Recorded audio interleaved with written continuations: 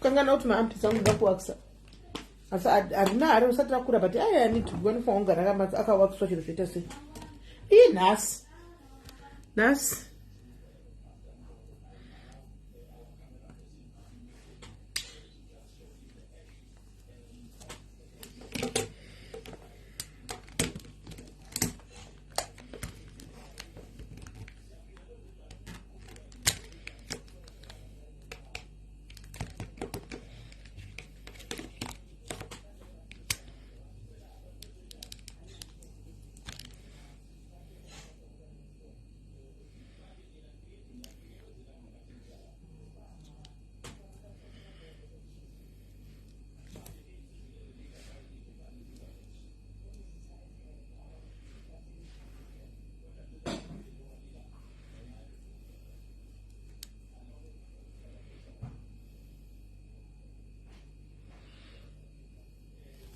guys ndatongona tirega nditange kuita live guys because tinoda kurara and the lady anoda kurarawo naiye anomuka achinda kubasa ndangona kuti arega titange live haisi kupera kwajoyuko taona kuti ingatoti tingatogarapo nekusingaperi uyu anoda kurara anoda kurarawo ino ndinoda kuitawo zvimwe zvinhu zvangu kuda mbogarawo nefamiliwo family time yakakosha its very important mbogara nefamily kudai so and nekugadzirira baba unoona vachinda kubasa mangwana anoshandira kure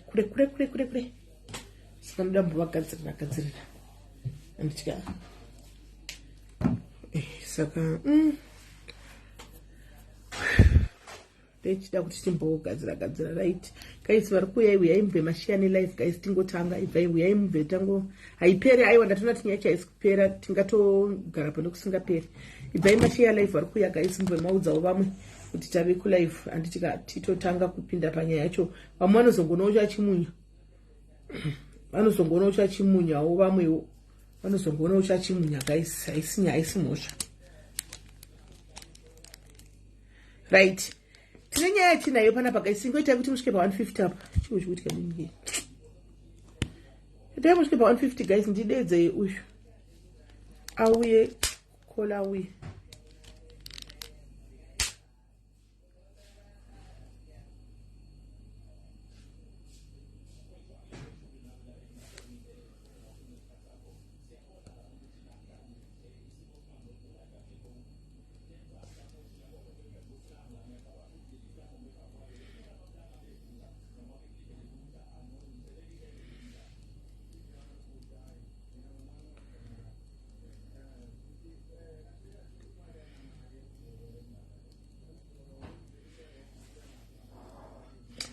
right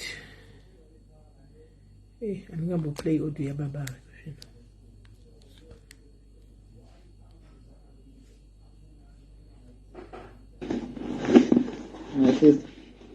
let's push.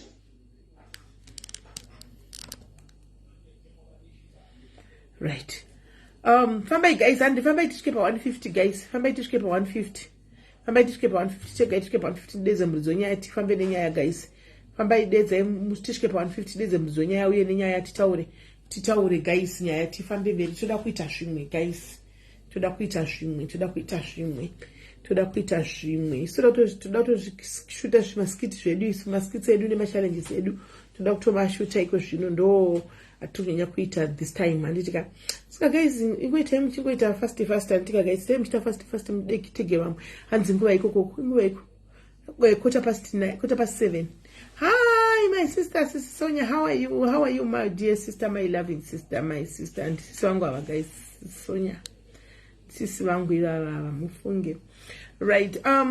Tasari gotame pa 135 guys ingoshare mungotega vamwe tisvike pa 150 guys tidedza vamwe vanozoya voona hangu chachimunya mona tatuipa 141 takutosvika takutosvika 151 right yasvika tasvika nditi right guys regai tibve tangopinda munyaya tibve tadedza munhu wenyaya auye ataure nyaya yake.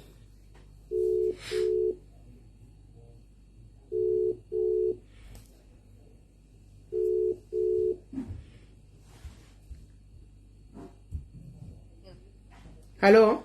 Hello? Muri right here? Maswera. Taswera maswera sei? Right. Itai ndai mupadi network chapinya so bata tine so kunzwai. Amshodizwa. Takukunzwai manje, mamsiri kunzwika. Hello? Takukunzwai, manga msiri kunzwika. Alright. Right, mimi nyaya yenyu yakunzai pana panhasi. Chatsanangurai zvenyu nyaya yenyu yose tiri pana patakateerera hedu tinzwe. Alright. Nyaya yandiunza kuva muri kisimeli inyaya Patience Chimuka.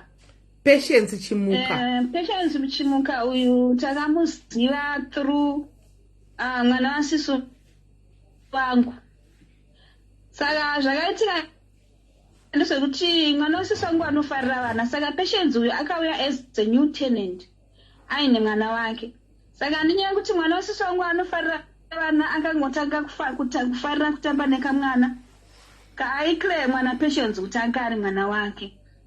So this other day ndaenda noona sisi wangu vakudzokera kumba vakasvika Patience ari pagate achibva ati ko imi ndimi mai vemwana uyu anofarira mwana wangu ndandichikumbirawo kakuti ndimundisariwo nemwana wangu. Saka because sister yangu yanga iri pregnant that time and vanoti kana vane nhumbu dzavo dzinonetsa vanenge vasingakwanisa kuenda kubasa until 9 months. Saka vakabva kungoti since ndiri pamba I can manage kuti ndisare nemwana wenyu. And then first I think yangatori pakati pemwedzi. And then sister yangu yakatanga kusara nemwana because mwana uyu aisiwa kuma 5:30 ofike pasina creche inenge yakavhura that time.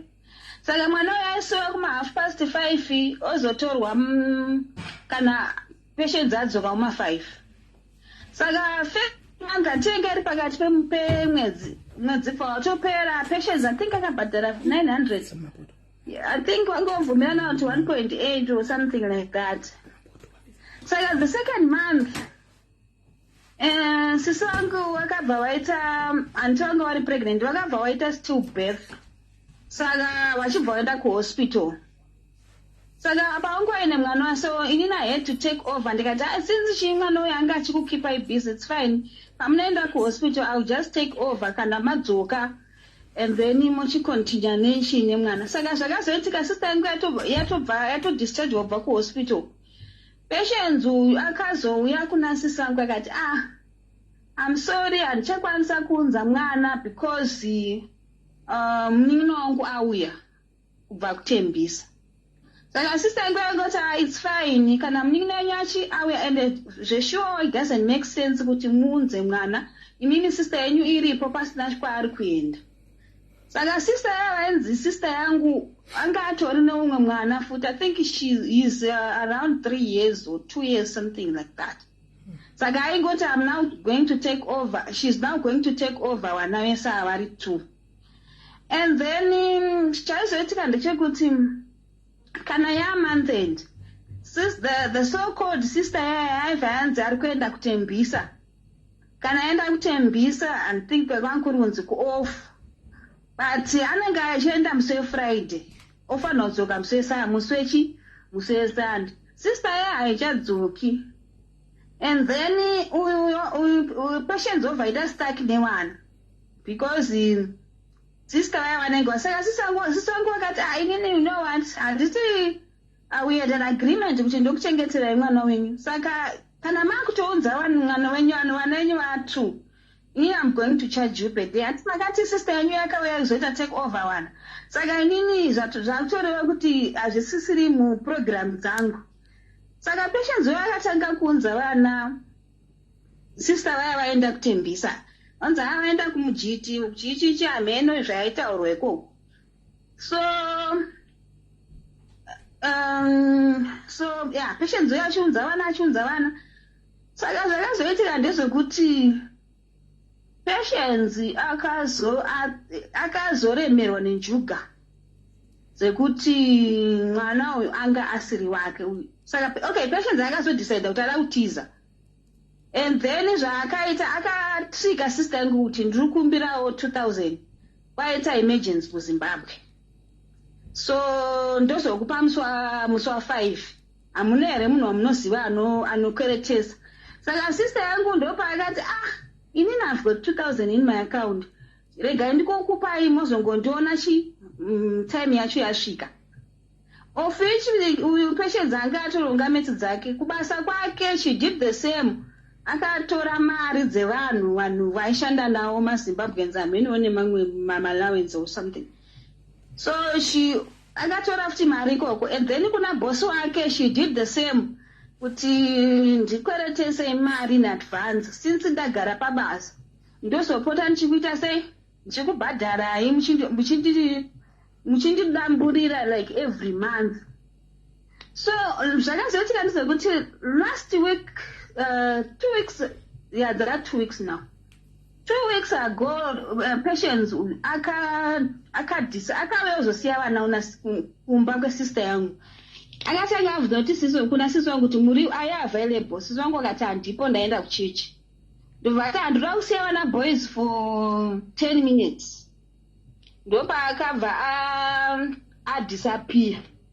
Saka isusu nekuti tasingaziva kuti patients uyu mwana wese vatiri kuti mwana wake all this while haasi mwana wake. She just disappeared. So manhe atova manheru sisi kunomutumira message ikati iwe patients haasi kuwanikwa. In fact taitomuti my AJ ndozita ranga akatinyeberawo kuti mwana wangu anonzi vati my AJ havasi kuwanikwa. Ndikati saka chii chaitika kwavari? Zvikanzi handisi kuziva. Isusu ndekuziva kutaura chokuti to be honest patients anauya zvekuti takatozoshandisika kuti it was not her baby. Pesa apa like aimutrita zvekutoti taitoti munhu the love she have for this child is just too much. Saka zvakazoitika ndezvekuti she disappeared ndokuenda. Saka inini ndakatoitawo stress nchoti maybe pamwe akwira Uber here achiti pamwe arequesta Uber and then pamwe yazodhaivheta route. Saka we started stressing kuti munhu ari kupi. Saka sister yangu akazochirega ndifonere munin'ina wake nditaure naye kuti mainini sisi yenyu hatisi kuziva kuti vari kupi, vangosiya vana achitori kuenda kuno withdraw mari. So the so-called boyfriend yaiuya naye achiti ndo baba yemwana, ende seshuwa baba iwava vaida mwana uyu zvisingatomboiti. So ndoko vakazoti muri kutaura kuti patients abva panapa achiti ari kuenda unotora mari kubank. Which bank does she have? Because munhu wamuri kutaura naye she doesn't even have a bank.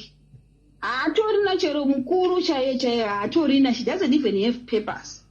So we were shocked kuti saka munhu abuda achiti ari kuenda kunotora mari afamba sei. And then ndopatakazodzwa namai vevana the so-called sister yatakanzi isister yangu kunzi no patients the person otaura naye achienda achiti ari kubosman. Saka takashamisa kuti munhu abuda achiti ari kuenda kubank auzobuda saka uya aitotaura rafa achiti patients knows what she's doing. Saka isusu tasati akuziva kuti what is really going on. Patients knows what she's doing.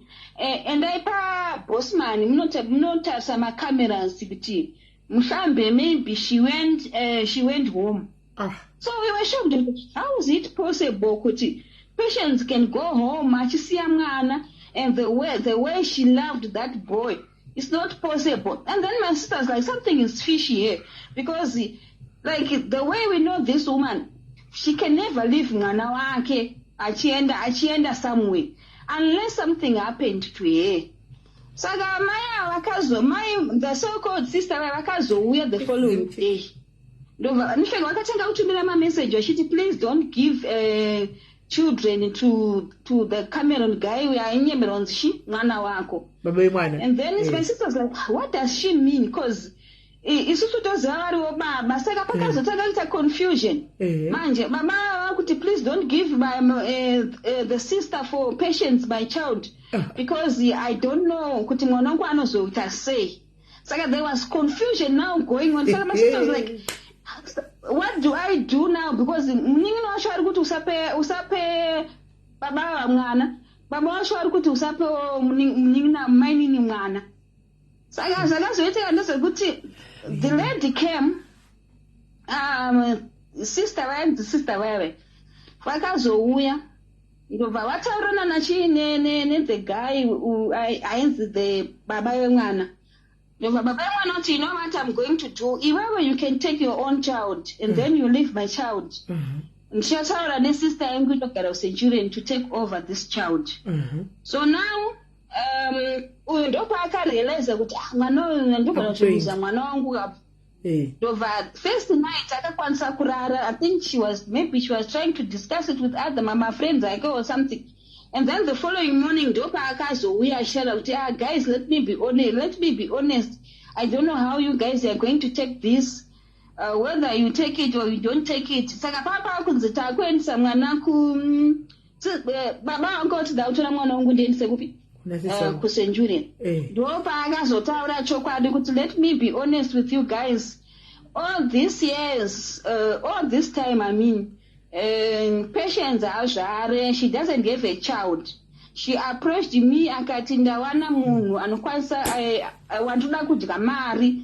So this guy ndoda kutomuitisa and ndipe mwana. Saka isusu when we met patakatanga kuzwa mwana ainzi ane 3 months. Only to find out that mwana is actually turning 1 year next month. Saka pesa pa Patience ainyema kuti mwana uyu ane makore okay kwakazozvarwa kwaenzi kwakazvarwa mwana.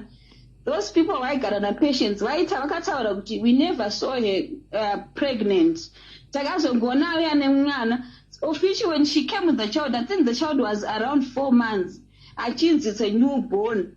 And then Baba next once he took a picture of the child. And then wakatumira hama dzavo zikati no, it doesn't make sense. That child, that baby looks so odd for a few weeks old baby.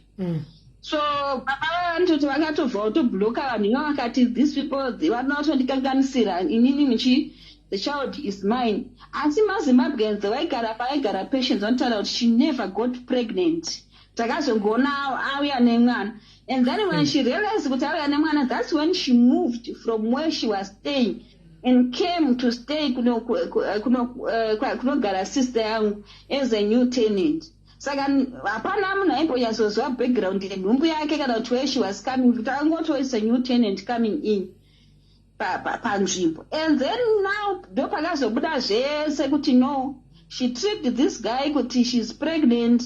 And the guy ndopakataura kuti it's making sense because Patience when she anza akati ndinonozvarira ku private hospital, we don't even know kuti kupi kwacho anza akabhadharwa mare ku-private. And so the day she claimed she gave birth, the guy akamuti the guy was in Joburg. So the guy was like, okay, I'm coming to fetch you. Hanzi Patience akati ndatobuda ndatodischargewa ndaenda kupi kunochengetwa nani. Only to realize kuti the child was not hers. Haunopera pawa. Saka mwana akazodini. Saka mwana uyu anga mai ava muri kuti vari mudzi wemwana vanga mai avainzisi vangu vari kuya vari kusara nevana nemwana uyu. Vanga mati vangu vane mumwe mwana. Mwana wangu anga nemakore vangani? Mai ava muSouth African vakazotobudisa ma-ID avo kati I'm not a Zimbabwean, I don't even come to Zimbabwe. The reason why I came to stay with Patience, it was because I realized that she can run away with my child. So I told her that I'm coming to stay with you, monitoring the situation kuti ndichiona kuti mwana wangu ari kufamba sei, because I couldn't trust her with my baby. So that's how she came. So when the mother of the child came, Patience introduced this lady to the so-called boyfriend. Taura neshona tikunyatso kunzwa. Kuti sister yangu. So what happened this kuti pakazonzi alright, sister yako is missing. Chitipawo ka namba dzamama tifonere mama tivazivise kuti mama mwana wenyu atikumuona kudu. Ndo this South African akazoti guys, let me be honest, ina antozivi kuti Patience anobva kupi. handitorina ukama. So the boyfriend was shocked. Munhu anoti hamuna ukama, inini ndokuziva. Umwe mwana wavanga vanaye wandi watanga ni vana 2 mwana wavanga vanaye umwe ane makore mangani ane makore mangani. I think aruma 2 years, 2 to 3 years. Saka in other words tukuti mai vakaita mwana ne 3 years vakaita mwana ane 1 year. Yes, vakaita zvekurumurisa, but because chaindichandisa ndechekuti vana vaipfeka hembe dzakafanana. Saka isusu takangoti vana vemasister. Okay, how sure? Hembe dzakafanana. Uyu mai vacho vakatenga hembe vaitenga nedzikadiki. Okay, how sure are you kuti South African uyu ndo mai vemwana? Aiwa, ndo mai vemwana because vakabuditsa birth certificate remwana inonzi hospital card. Vakabuditsa chitupa chavo hospital card rakanga rakanyorwa kunzi mother, rarakanyorwa zita ramai ava muSouth African. Okay, all right. Saka mai ava vakanga vachibhadharwa kanoti munhu anotira mwana a newborn baby, mwana mucheche vongopa munhu kuti ndanopretenda mwana yacho aitosiwa kwamuri, mai vatori okay. South Africans anogwara brain, guys. Gwara brain ndoko anoita chinhu cheche. I think vakatotaura kuti it was a deal.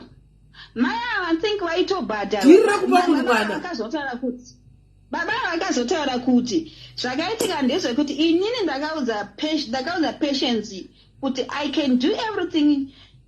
Chinoda mwana chese, kana uri mukaka, kana uri maporridge, kana ari manapkin. Even mwana wesister yako uri kutaura kuti auya uzogara newe, I can do everything. But handikwanise kuita sei, handikubhadharire rent. Saka zvaakuitika manje because uyu Patience wanga aitoshandawo kumakura, it's not a big company. Aibika zvimachips uku. Saka zvakazoitika ndezvekuti I think njuka dzakamuremera kuti now akugara namai vemwana. And then mai vemwana vari kudhimanda futi mari because pavakafonera unzi sister yako yatisikuiona, vakafonera this boyfriend kuti isa mari yangu muaccount. And the boyfriend was like, ndise mari yako muaccount yechi? Zvikanze yekuchengeta vana 2000. Saka baba vakazouya une sister yangu vachibvunza kuti konai are you aware zvandiri kuudzwa nesister yaPatience ari kuti ndimubhadhare mwedzi wapera 2000. inini handina agreement yakadaro naPatience. Patience akandiudza kuti munin'ina wangu auya ndiye achasara nevana. Inini ndikati all right, it's fine, I will take care of mikaka, manepis, everything zvinodiwa nevana, ndokuchengeta yenyu mese ndichikutengerai magrocery. But iwo unozondigamawo parent. Saka I think uyu akakubhadhara rent opedza obva adhimandwa mari kuti I want mari or else ndochidhubura. Saka njuga dzanga dzorema. Saka njuga dzaakurema because kubasa, remember kuti basa kuri kunzi kune chikwereta akatovhurirwa case naboss. Kubasa anga autopiwa kana 400 pamwedzi. And then rent kunoku yakamirira. Mai vamwana futi vari kuda kubhadhara. Imi muri kuda kubhadharwa musoro nemwana? Isusu tatamuudza kuti kana sister yako yatiri kuenda kumujiti, whether you like it or not, isusu kana uda kuti tisare nevana vako tichida 200 a day. Zvakaoma. Saka sister vakaenda because sister vaiti vakaenda ka vaitoita zvekuto. Saka isusu zvaitita kuti kwayo munin'ina wako sei asingakufungiriwo kuti akaenda Friday anofanira kudzoka ukasandi oita take over one. Iye aibvaenda Saturday, Sunday, Monday, ovaita the whole week. Saka the whole week isusu manje kotosaichitizoti 200 per day. Kana mainini vakaenda vakanzi mainini vaenda for 1 week 1.4 inenge unofanira kutipa 1.4 because handisi vakaita agreement nemunin'ina wako kuti ndiye achaita take over. Saka I think zvaakumuremera manje kuti uyu wangu kuti anga asingatombovhunduki kuti ndasiya vana. Saka tinogara chimubvunza kuti iwe how come kuti munin'ina wako uri kumuchengeta, wochengeta mwana wake and then haadi kushanda, ukati she's a spoiled brat. Sisongoti spoiled brat asi mabhishu hawo ose anozviita. Mabhishu anonyepa kunyepera vari muti tine nhumbuka. Mabhishu anozviita hawo. Mabhishu anozviita guys. Zvakaoma. Saka manje imimi mwana yakazopera sei game racho? Munhu akatiza musisibele. Munhu akatiza. Saka isusu we thought kuti she's missing. We were worried kuti munhu ati pamwe akati ameno bhoti zvamunoziva zvemuSouth Africa ameno pamwe bhoti yakatiza nei pamwe akanorepwa pamwe akaita sei tozongonzwa. And the funny part of it, the guy akanyatsovharwa zveshuwa because hapana kwasina kuenda hospital kunotsvaga kumochari kunoidentify ma-unknown bodies achitraya kutsvaga munhu atoinda aripo hake munin'inawo. Ko pametsana nemunin'ina wacho imimi musingawi kuti munin'ina agoni shona here? Ko munin'ina paitaura pametsana nemunin'ina mamusinganzi kuti agoni shona here? Taimbonyanya kutaura naye here sisimende zvaitika pane munin'inawo. Munin'ina uyu anongoswera akazvivhara dhoo like hamutombooni kuti aripo. Anoswera akazvivhara dhoo hamutombooni kuti aripo. Saka but chaizoshamisa ndechekuti kana kamwe kacho kamwana kane 3 years kakasiyiwa ukataura naye neshona haakunzwi. Saka ndaitomubvunza kuti iwe naye mwana uyu anotaura here onzi kana akumba anotaura of which manje takazorealize kuti it was language barrier nekuti isusu tachitaura shona iye haanzwi shona anotaura chimunhu. Saka Patience uri kwake guys. Patience uriko. Patience ndakanga vasikana vauye vachida live musi wekutanga ndakati atikotange nekuita live regai titsvage Patience ushu tione. Patience anga kwadabura WhatsApp yake anga abvisa chii. Ndobva ndamutsvaga paFacebook ndobva ndamuwana ndamuposta panapa ndobva ndati uya kuseri ndobva azoisa akatanga kuti handina WhatsApp ndikati dzorera WhatsApp uye kuseri. Ndobva adzorera WhatsApp ndobva auya kuseri Patience uyu anzi atoripo pano Patience aripo. Ndobva yakuseri ndati naiwe Patience saka woda kuti vasikana ava ndikwanise kuti ndivarambire kuti vasauye palive kana tida kuya kulive. But ndandati kweyo zvauri kuvakweretawo mari yavo chiita zvinhu zvakadai handodiwa tiri kutenga wabhadhira vasikana va mari yavo akapromisa Saturday ndikuendako because nanzati kwavhurwa case saka ndikuenda kupolice station. But taiziva kuti police station kuendako imhosva kai hamboindi but tachida kungomupawo benefit of the doubt kuti tione. Saturday ikabva yasvika haana kuenda ndine suru haana kuenda ava vakamumirirawo haana kuenda kusvika vasikana vati tita kutoda live because Patience atazotamba nesu saka vatoti vari kukumbira kuti mapicha ake apostwe zvakare amwaiwe ponyogwa nyaya yacho. Saka ini ndichazongoitawo zvavari kukumbira because nyaya yacho yapamhene. Patience atamupa chance kuchiita fix things nevasikana ava nyaya dzichisaenda kusocial media. Patience akasvita munhu akangwara paipa munozoti sisimedei munoposa musina kubvunza vanhu tinenge tatomboenda kuseriko tichizama kuti tibvunze but ndo imwe kese kuti ndo zvakanoita izvi amona. Saka namuzomuona nyaya chimanyamazi titi achitenderera. Patience anonzi Patience ani anonzi Patience Chimunga and zviri kunzi it's not her first time. Vanhu vari kunyatsoziva history yake vari kutaura kuti ndo zvaanoita akasangana nemurume akaona kuti amuparira kuti murume zviri kuitika ndechekuti Patience uyu munhu itimu rearajaira kugara mhenu ngandirege kutaura because pane maybe kuna vamwe vanhu vanogarawo kwakadaro. Patience uyu anonzi the guy akazotaura kuti ndakamuona Patience achiita loitering around kulotmo kuparking lot amini so kureva kuti andori ibhishu handiti hanzi ndobva ndamuti ko uri kuendepi usiku huno anonzi Chimuka loitering around hanzi akati izvoni handina kwekuenda she was crying hanzi so the first day akamutora ndobva apindawo naye mu2 bedroom apartment. Saka enzuko ndobva arohwa nehana ndokuvhunduka.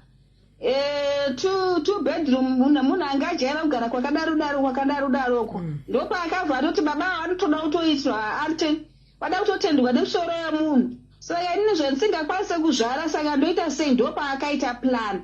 But otherwise this guy haangambonzi munhu anonzi ane mazimari kana kuti chichi munhu wangu koto hanzi inini paakandiudza kuti ndine nhumbu handakatongozvidza kuti ayo inini for the sake of my child handingadi kuti mwana wangu ari innocent asafe inini ndiripo. Patience Chimuka zvangu hanzi ndakanga ndatomuudza kuti you can have your boyfriends but isusu tongosangana pamwana apapa. zvakaoma. Saka taipiyana patience ishi. Taipiyana patience ishi taipe kuti anogona kungoba mwana womunhu ka. Tine maZimbabwe anetsa. Yes. Because tine timu ranetsa kuMujobek, kuPretoria, kupi Limpopo, varifamba chiba vana. Varikuba vana mwana kudzapia kutorwa kune vana vakarova. So munhu akadaro kana akatadza kuti wajiri nemunhu guys. Ashaiwa kuti ndodini? Munhu akadaro abi mwana ere guys. Apinde muchipatara akati ndipe ndibatire mwana minde utele chakabuda nemwana ere. Ndikakuza kuti baba vavo vakaita mbiri yekusekwa the whole day nevamwe varume unzi uri benzi. Iwe ungatadza kuona munhu ane nhumbu. Kusvika muna 9 months chero kanzi girlfriend. At least then zviri kunzi patience akatama akaenda kuCape Town. And then she came back nemwana. Zvainzwisisika kuti akaenda kuZimbabwe. Obva takanga taita kana kuti inonzi shi communication breakdown. And then munhu wovhoti ndadzoka nemwana. Mumaziso mako here unotedza kuona kuti munhu aita nhumbu. Kutadza kuionawo. Yeah, I think she needs to be posted because Muna is not dangerous. Patience Chimukau. She's very dangerous. She's a threat to vanhu nevana. Because kana achiita game rekudaro. Anotora mwana kwakadzakara pasinaye. Kunonyepera munhu. Ende anotonomwisa mwana because kana atomuba kureka, anotonomumwisa achito kuti akubelieve semunhu. Ende achitogara naye every day apinda munjumba achiti ndakanga ndabva kuLimpopo ndiri munyuwani mungazive kwaabva. Mungazive kwanenge abva kuti kudii. Ndinenge ndichiziva nyaya. She's dangerous. Like we never thought kuti munhu yemukazi sure ungafeka. She's dangerous. Chiri kuti Mrs. Melika, I'm telling you chokwadi. Munhu yaangambonzi mpinga zvekutonzi mpinga zvembinga mutsvuku Patience mutsvuku so. Mutsvuku responsible man. Eka iye akatovhunduka. Izvozvo zvokungoti totenga maporijiwa edu zvakavhunduka. Zvemari izvo zvakutotaura nato uri mwedhirama. Iye aitongoda zvokuti ndinoda ngovhundukwa ndikiri kungovhunduka kuti ndiwanepo kungotengerwawo chikafu nekudya nekuti ndo upenyu hwaingoda chete. But now it's dangerous to other people because munhu akadai so anoba mwana akatorova nemwana. Zvari munhu musvini wacho Patience wacho ushu.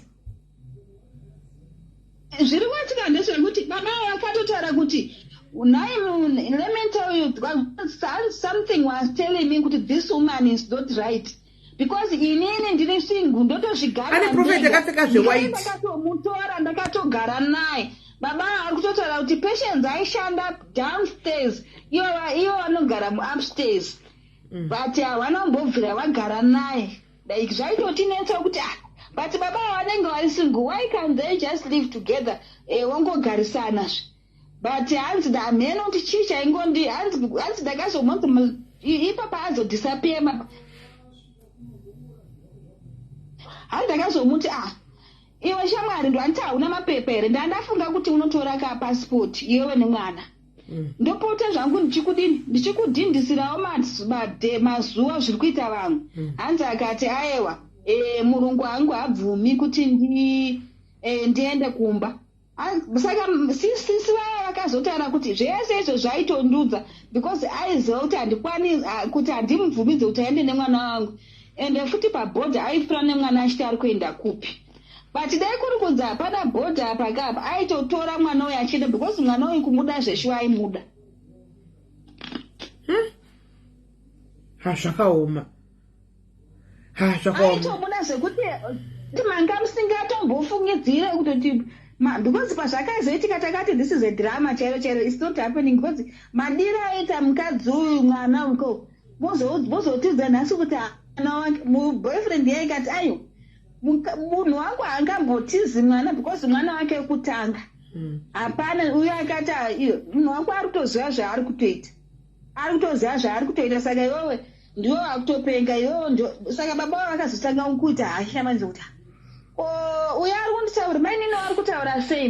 Mainino akati handitori mainino ako handitozivane naye handitobveni ichi chitupa changu ndiri mwana wevhini. Hey, pakaipa. Alright. Ini zvandichala chamuposta ganimbomutsvaga ndimbotanga ndambomufonera tono kuti apa ndambomutsira message yakati kakawanda asi online. Yandamutsira message yakati kakawanda. Makamubvunza here kuti ko mwana wemunhu wakanga wamutora uchidei naye. Handina kumubvunza ndakangomuti pandakati uye kwandiri papa ushu ndishara naye akangouya ndobva ndamukandira mapictures emwana ndobva ndati handikuza nyaya yako yemwana uyu do right andatomboda kumupa side of this kuti ndiwe side of the story rake ndaida kumupa time kuti agadzise mari dzevanhu ndikati uri kuza nyaya yemwana uyu ndobva ndamupostira mapictures emwana nemaudio ndobva ndangoti ndinotaura nevanhu vemari dzavo ndopakanyora ndataura navo makuseni kuti mari yavo ndovapasira date osangana kupolisi station kuri kunzi kwavhurwa kesi. Isusu hatisisu takamuripota kunhingiriki nyika isu hatisina kumuripota hatisina kumbovhura kesi isu saka vanacho ndevava takamuudza kuti chingoita e-wallet because we don't need to come kupolice station we don't have business rekure mwana wacho ndeuyu polisi vari kumuda isusu hatisina kumbovhura taripota nyaya yekuba kwake kwakaita yescamming nemaraundi kune vanhu vakavhura makesi isusu we are not part of that one.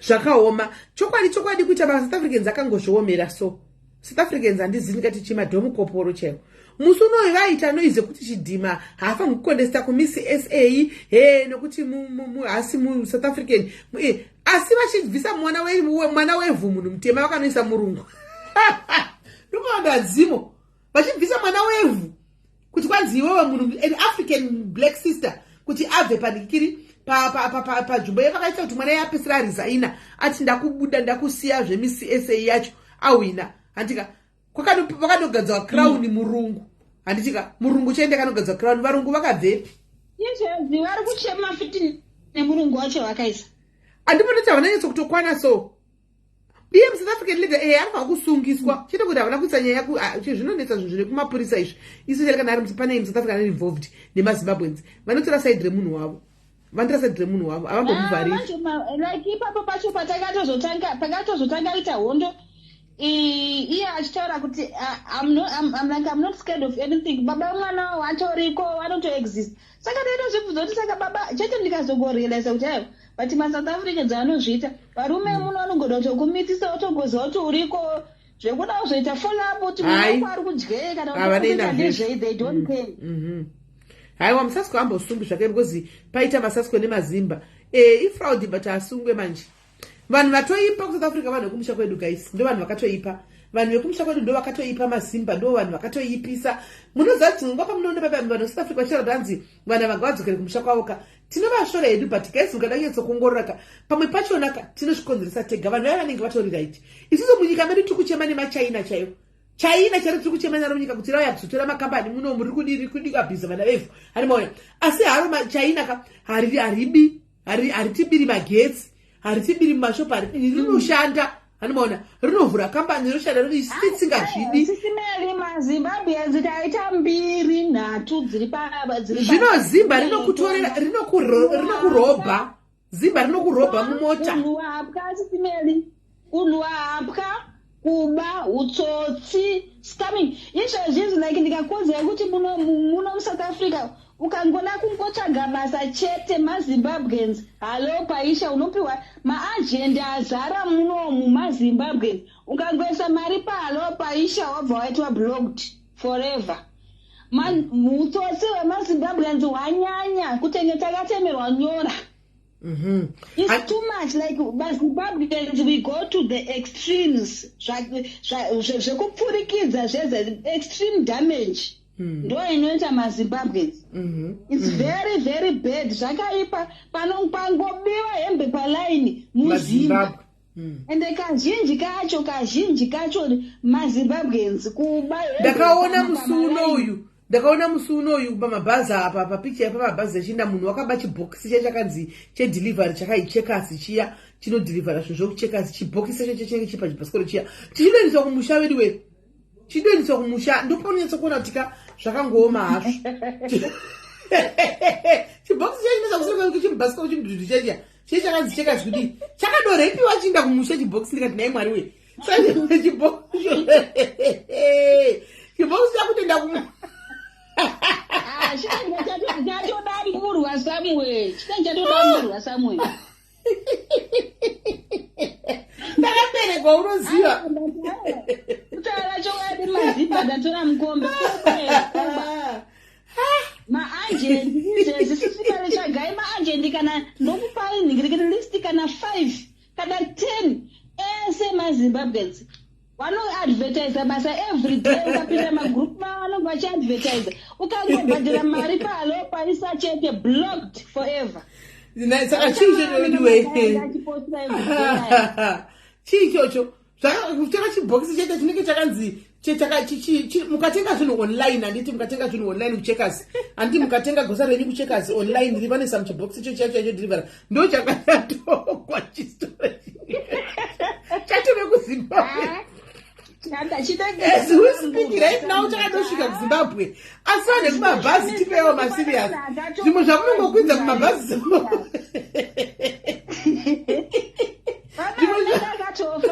zvimwe zvavanokwidza vanhu vekumabhazi soka vanhu vekumabhazi naivo ngavatipewo sirias. Zvinhu zvavanotakura vachiindisa kumusha soka ngavasadaro ufunge chibhokisi vamirasa chibhokisi chabiwa pachibhasikoro ichi voenda nacho kutakura kumusha votakura chibatsira kuba vachienda nezvibhokisi kunhingikiri kuZimbabwe. Man guys, ndimiwo hazvibudi guys. Mangwana muchiona chidhibhoneyasi pisa chibhokisi chiya chidhibhoneyasi pisa chave nokuhareki kana zvasvika kumusha zvine basa rinenge ratwa goridhe iro. Basa rei naikola chibhokisi icho chiya basa rei wakambona masofa achinda wakambona mudziyo uchinda kumusha here kuZimbabwe uko regai maSouth Africans achitsvinyirapo sometimes guys. Imboendai kurengi uko munonyatsokuona kana tunhu richinda kumba uko. Alright, zvigubhu tozviwisa kuti mvura inetsa kuZimbabwe saka munhu asandida collection yezvigubhu zvigubhu zviri nani, zvigubhu zviri nani because toti mvura iri kunetsa kumusha saka ichinisa kudaro mvura iri kunzi inotouya kana ka1 per week vanodawo zvigubhu as many as possible for matoiletsiwo nechii handitika mbedha yegomba inorashwa vanotakura ichinda kumusha ndo panotinetsa kuti mubhedha uyu unenge warashwa guys. Handitika unenge une gomba, handiti warashwa mubhedha uyu. Munhu anononga mubhedha warashwa wewe une zigomba iwoyo wemaspring oendesa mabhazi osvikochedzwa 2000 rands pabhazi kuti utakugwe mubhedha iwoyo une gomba waanonga uyu 2000 rands kumusha. 2000 haitengi mubhedha here, haitengi here mubhedha. Kwanzi matroli eShoprite azara kuZimbabwe ungazviramba. Listening capacity sisimeli mabhini eblack ekanzuru ayaya, mabhini eblack ayaya, mabhini eblack ayaya anotota kugwa mugunu achienda kumusha kubva kusaka aina sana mbona zvakadaro zviri kuSA iko ka zvimwe nyimbo video guys dzechikudza ito nosei vanhu vari kutambura memuchingoti kuda amuzvizivi vanhu vari kunze kwenyika vedu we kachikudza kuti vanhu vari kutamba nhamo paSMF chomutukunyepa kana tazongobudawo tagisa kuti chikaenda mapicha edu tichiita sei panapa guys. Hazvisiri zvamunenge zvinenge zviri paground mufunge, hazvisiri zvinenge zviri paground. Mukaona kudai mugona kuenda kumabhini uko imboendai kumabhazi munoona zviri kumabhazi kumunana malaita uko. Patience uyu ngaatozoti 2000 yakabira muZimbabwe uyo wakabira kwa imari yakatoreba especially Zim community. Kuna mabasa asisimeli kuno South Africa. Chokwadi hakuna. Ukatona watoreza 2000 unenge mai vazimba mabhini akazara kuZimbabwe uko akazara mabhini. Hanzi Ruth ashaika vanga vachimushurira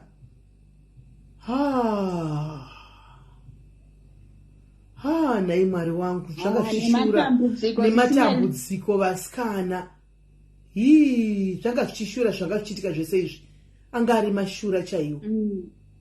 Mashura sure.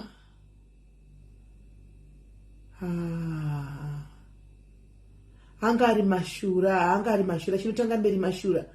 Nyonga yangobuda pakupedzisira so yangoburiswa pakupedzisira so nyonga yacho vanhu vachiti unotoshaya kuziva heish zvakaoma shame heish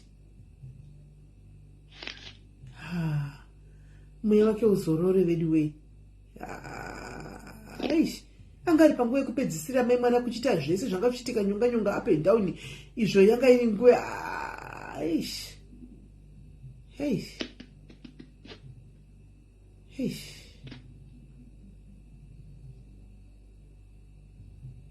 pamwe cheme yaenda kuhospiro yaya munhu angatoshaika unozi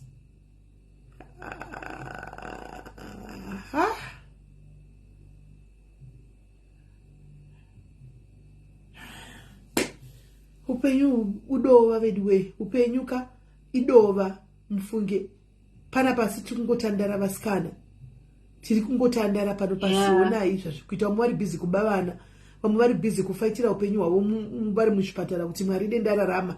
Umwe ari bhizi kuba mari yacho iyoyo yegofandimi. Vamwe vari bhizi kuba vana. Vanhu family vaiziva situation yake.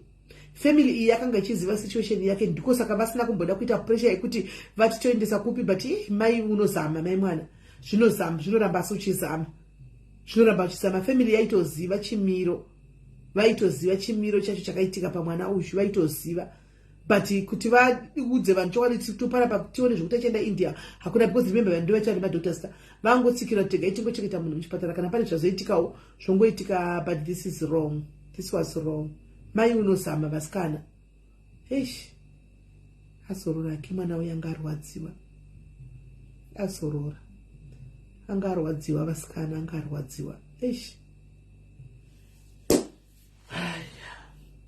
Hey, vana vadiki ndo vanoendawo vasikana.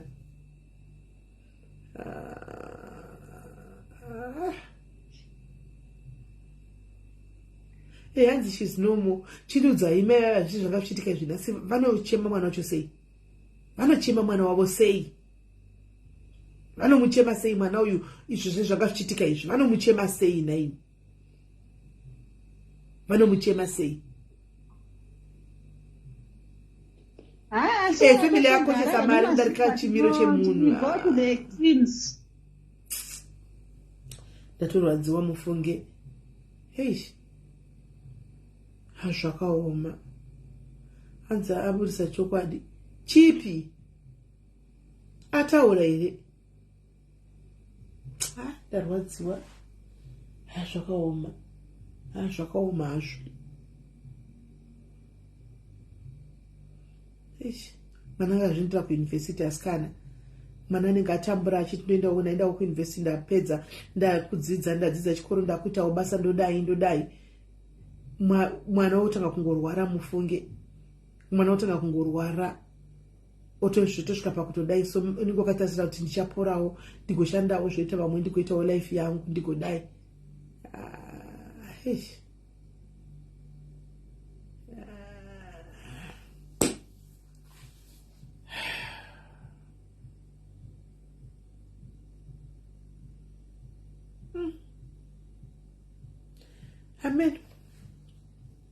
Amen guys, ndarwadziwa.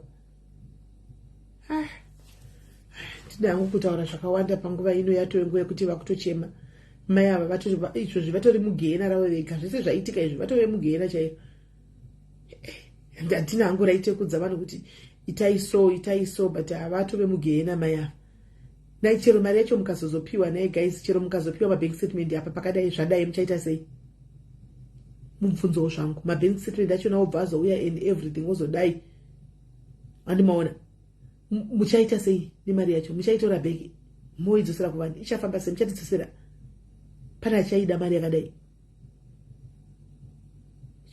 Ini panguva ino hameno guys, munozviona sei? Chandangona kungosiyana nazvo. God will take care of the rest. Kungosiya. Prime kwanodzosera sei? Ndimi mchange makudzifambira, patofiwa pa ndimi mchange makudzifambira. Munenge makudzifambira toda mari yaye munhu akafa. Kana newe unonyazoona zvichisaunda. Kwanza asi mari ngaizi. Kana yadzoka yoindepi naitambo? Kana yadzoka yoindepi? Shandisai brain asikana. Sirai mwari apa. Mari ingaiko kana iripo ngaichitongoshanda kuti ipe mwana the best of funeral. Chete. Yodzoka mari yaungana nevanhu vakabvisa mari vakawandisa paya. Tichapiwa mari yayo ichakwana. Iyo imweni yakatoshanda zvele still. Hanzi ashaya. Makumi mazvikunyongwa.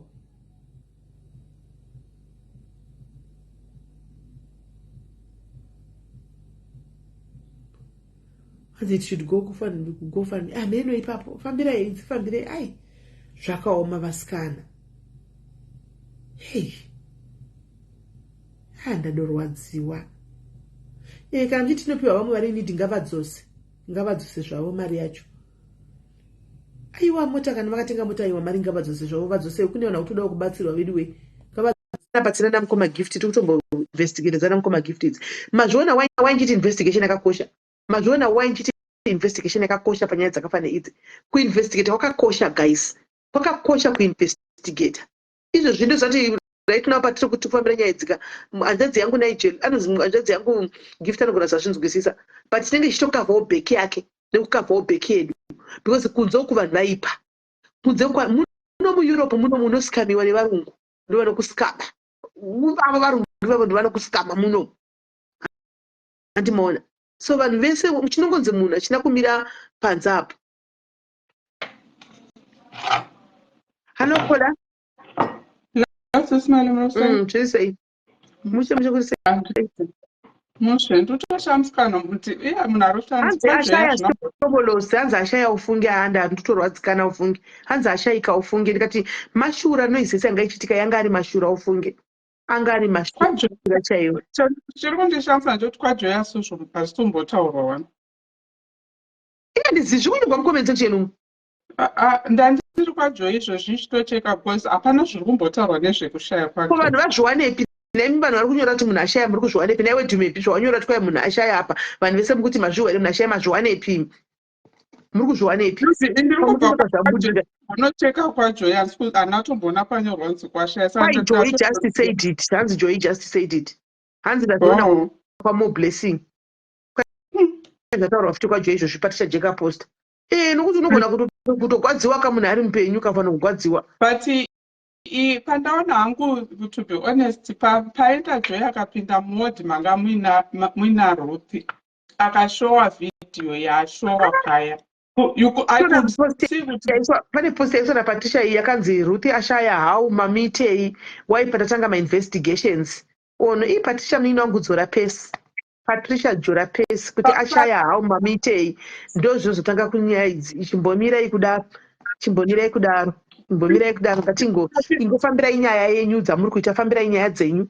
But zvokuti zoti mamitei madini, it's an accusation iyi. Hai, amen. Zvakaoma. Papinda Joy to be honest, anambona hangu movement paya pamarariro anga akaita. Aiwa yaposta paPatricia Jeki izvozvi. Ndati hangu pavidhio kwaJoy palive yapinda muroad kunomuona kuti sekuti angachionekwa inangu handina kuona vidhio, ndazongoona ari mapictures apa pasina kumira zvakanaka. Ndaiona vidhio ndakatotarisa achitoisa ndakuzatimirwa message neghost one. Guys, saka ghost iri how authentic is it guys? Maghost anomboitisa kamasocialites, maghost anomboitisa masocialites zvokutodaro. Maghost aya masangwara unopinda bhizi nemaghost ghost alo padatsvagwa nyaya kuti vanhu vatadze kufambira nyaya dziri kuitika zviri vambomira kufokasa apa. But situation waiona newe situation, you saw the situation. And ndaiona but vambomira kusvika ava mai vacho vakonfema, kusvika mai vakonfema zveghost ngatimbomirai guys. Kana riri ghost aiwa ngatimbodzikamai. Zviri zveghost timbomirai munhu ariko guys. Ngavambomira mai vemunhu vachauya vega votaura vodza Joy vega vositanga kuzvitaura confirmed kuti zveshuwa afa. Hatisi kuzviramba takati pacritical but zvinonida family kuti confirm guys. Nokuti why would it come with a ghost? Ghost account raziva sei ghost nyaya iri papublic. Ghost raziva sei kuti ndo zvaitika, ndo ranoudziwa nefamily. Aiwa kanise ghost ndezvokunyepa guys. Ndaiuye namai vanga vaina Joy nhamba dzavo vanodzisa vanga vatari naJoy naSolomon vanhu vari paground not now guys. Come on. Zvatidzokere kunyaya dzedu. Izvi siyai vatange vataura maghost musati penyaya dzekunyepa. Ngazoya futi vanhu vakutuka Sisimeli, hey Sisimeli this, Sisimeli that, please stop it. Aiwa tisati posta tisangozviona mukomenti tikataura ndizvototoposta kumwe totongoti wowe kune abiya yedu masocialites mirai kuposta guys kana mapiwa neghost, because ghost rinoitisa vanhu, ghost rinoitisa vanhu zvokutodaro. Inini ndauya se one of the diaries kuti please pedu pemadiaries please stop it. Ngazvitangire kumwe kwako noti pedu panapa, no, it's a no Sisimeli.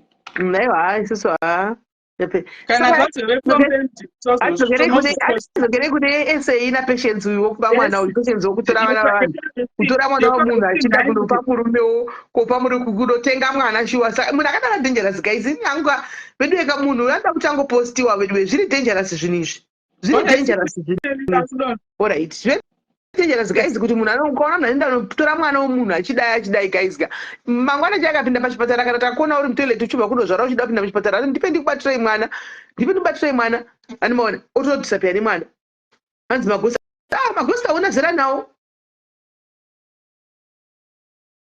kwanzi shuwa makutotuka ndotukwa nani anotuka ndiani anotuka mbonawo pakapostwa panapa ndiani tikuvereka zviri kunyorwa mucomment section kuri kunzi ashaya anotutuka unya anotutuka ndikauya atukire parutivi anotitukirepi achititukirei chitangowa zvitagwa mucomment section tangonyora kuti kwanzi ashaya tiri palive kaisu tazvionepi tikabvunza kuti mazvionepi zviri kutaurwa zvatagwa kwajoyuko saka isusu anotutuka unya anga achituka achituka kana ndiani akutituka iwe Michelle ndiani akutituka timuendera tiudze kuti chichakutaura kupi Michelle utaura kwatiri kutukwa ndekupi kwatiri kutukwa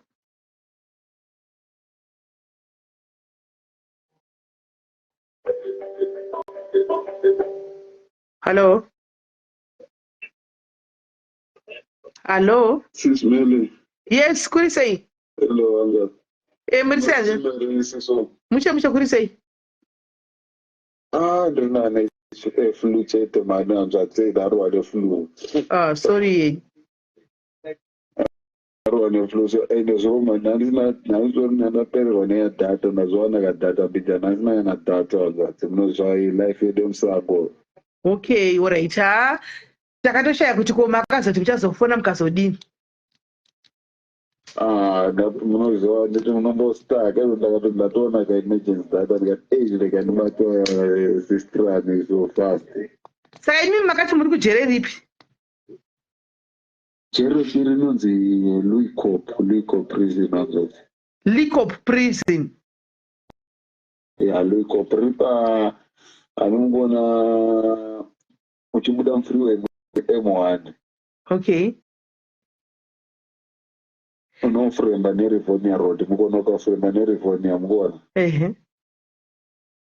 Uchofremba neRivonia immediate mapedza ungofremba, then marobots unobva tena left utsvamba uri kuya kuno kusaningiro uripinda musaningiro. Alright, nditi mangonifanira nditori palive handitika mangonibatawo nditori palive chitaura nyaya yedu imimi saka palive apa chitaura nyaya yedu kuti makasungigwe zvakafamba semusa makatuku chitiudzai nyaya iyoyo. Matinenda kupata muri pachiro ndiri palive.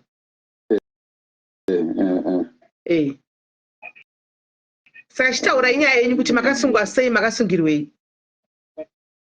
Ndataura kuti nini ndatransporta ndaita zvetransport yemateksi vadzvadzi muri kuona. Ngatidzogerei musi wacho wamakasungwa chaichawo mutiudzoti what happened the very day you were arrested, what happened? Ndakasungwa mzvadzi nini handiri kutransport kuroti ndiri pabasa as usual. Ndafonerwa naumwe kumba nokumba. Ndafonerwa naumwe kumba nokumba vanondajaira kuti vase vanoita madhiri muri kuona saka ndanga ndotombowa transport. Saka zuva roro vangondifonera vaita kuti toda transport toda kutisa kuri tiri pakati unozopick up. Ndikati no problem sezvo ndiri muarea. Pawapedza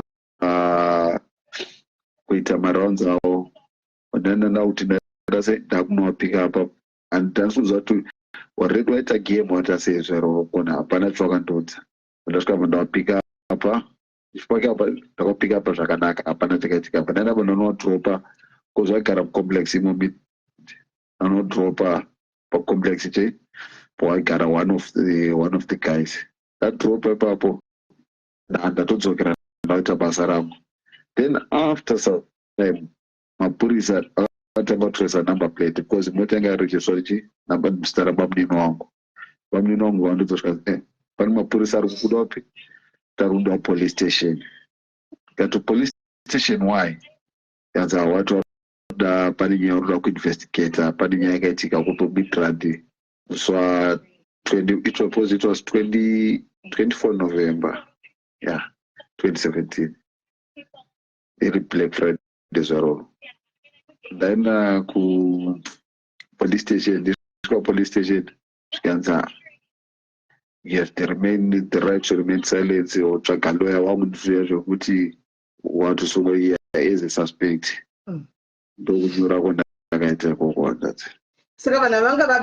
Sataro. It's a younger shop CLC Irpa complex in opposite Sandridge, but not the complex, not the complex, not opposite Sandridge Midrand complex here. He says he shop and get it back. But Mongo say Magaita Mogaba my phone shopping mall. So I can't be the phone my scratch and I talk at no pass. It was daylight. You know, get a cat and the Panagan Munaka for not to say, Sarah say, Buddha already now. One of us of Shande Momokroti, and this Tonga Bata was state say, but that's got your Torah. Rather to Sarah to Buddha Positive that have that clean, no problem, because of complex Mobuda would say, Panisha, the battle and the massacre to sort of Buddha Post, but my get to and they must be damned. But nothing happened in the Chirmon complex. Murkuti Mirai. Murkuti imi maka vana vakapinda makaenda navo anditi mukanopaka andina kuenda navo ndikanopaka they were already there ndikazoenda ndakunowapika apa wanifonera mirai saka ivo vakapinda muCLC mascat shop hamene kuti vakabata hostage sei vakatama foni akwanda sei kuroti izvi zvakatora lapo ndakongurudzanga ari mabig mombe ndaizvoona because vanhu vakatomunhu vamboona zvinhu zvoti unoenda unopika pa like munhu mumall zvezvevana mall kana tari kubuda musiparo uita grocery umboona nechi those more few paper bags uri kuona kuti hautomboona kuti masmall groceries munhu atenga masmall groceries but mafoni madiki kamuCLC unogona kutobuda nemafoni ako kana 30 ari mukabheki adiki mafoni madiki mukona saunganika vamongori iwo ene vangazotsona kana bheki vangatone maplastic aitoze because pane spa ipapo asi kukoti munoudzwa kakuti value yemafoni yanga iri mari kukoti munoudzwa stock ndingazvihandi munozva kuti nyange zvakadaro because but mupurisa inini investigating officer aitaura kuti zvinhu zvazvarasika ipapo close to zvanzviruma 120,000 investigating officer achimutaurira kukatorwa mafoni kuma 120,000 ende vakatorwa under gunpoint here kana kuti vakatorwa vanzi chii yanga iri chii pakaitwa armed robbery chaizvo mukonaona kurati wambona kuti nditi it was not sort of like armed robbery because they were not armed but kuti wabata hostage handizotsvaka wabata sei because it was not like wakapinda mukati kuti chakanyatsoitika mukati chii because nemunhu akakoti daiso kuti anongedza ataura kuti uyu munhu handimuzivi inini kudaiso munhu wekoti angandiburitsa but inini chakandisungisa mapurisa akati vanhu ava unozivana navo because ndoaudza kana tida kubatsirikana ngatitaurei nyaya sezvairi honai hanzvadzi vanhu ava vachekutanga matimai vazivei kuti vanhu vanopanda handitika anga ari mahasilas vanhu vaita magemu avo maitombovatakura vanhu vekumusha vamunoziva handiti pazoitika nyaya yekuti imimi being implicated kunzi matakura makavatakura zvechokwadi musi wacho makadedzwa mukanovatakura handika mavatakura hamuna kutomboona mabhegi makwana vakabata zvimaplastic mukapinda mota mukaenda navo handika mazosungwa imimi kuchinzi mukusungirwa semunyaya yakabiwa paCLC pane mafoni abiwa ari kuweta 120 handika 1000 kana kuti idiyo kana kuti chii handiti surely hanzvandisa kana kukotika imimi maitobvunzawo vanhu venyaya kuti honai gai dzangu ndasungwa because I gave you transport handiti zvakafamba sei munhu nemunhu ari nomo anotoda kuziva handika kuti madetails acho akamira sei saka imimi mukati hamuzivi tive neconfusion ipapo